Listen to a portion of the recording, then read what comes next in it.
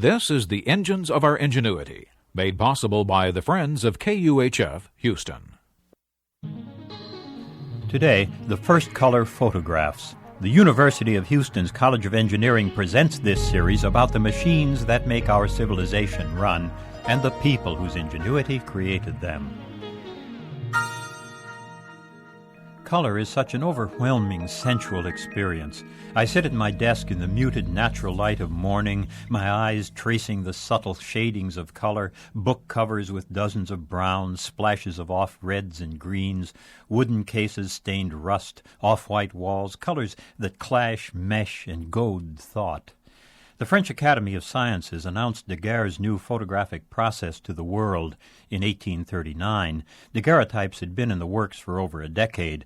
Now they marched into the marketplace with the full imprimatur of modern science, and the first question people asked was, when will we have color? A cottage industry of hand-painted daguerreotypes sprang up immediately, but people reacted much the way I reacted when I saw a colorized version of the fine black-and-white movie Casablanca on TV. It broke my heart to see the subtle black-and-white shading of the original replaced with such revolting kitsch. People quickly saw that you can't fake real color.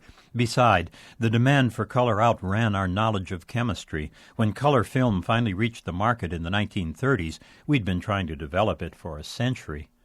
One myth of early color photography holds that the Reverend Levi Hill of Westkill, New York, invented it as early as 1850. That seems too preposterous to take seriously, but art historian Joseph Boudreau looks more closely at Hill. When Hill announced his process, he was visited by a group from the New York Daguerrean Association. They told him to keep quiet or they'd wreck his lab. Daguerreotypes were becoming obsolete, and they feared for their livelihood. So Hill bought a revolver and a mean guard dog, and he forged ahead. People like Samuel F.B. Morse inspected his work and declared it sound.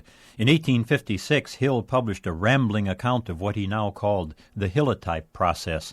But he also used the book to attack the Daguerrean Association. They in turn got a court order requiring all copies of the book to be destroyed. Hill nevertheless gave up the ministry to go full-time into photography. He suffered from chronic bronchitis, and he believed that inhaling the fumes of photographic chemicals helped him. The fumes soon killed him, and he passed into photographic mythology. Boudreau found a surviving copy of Hill's book and set about to replicate the process. It was long and difficult, but it actually worked. He managed to produce some dingy but distinct colored daguerreotypes. Hill had actually succeeded 80 years too soon.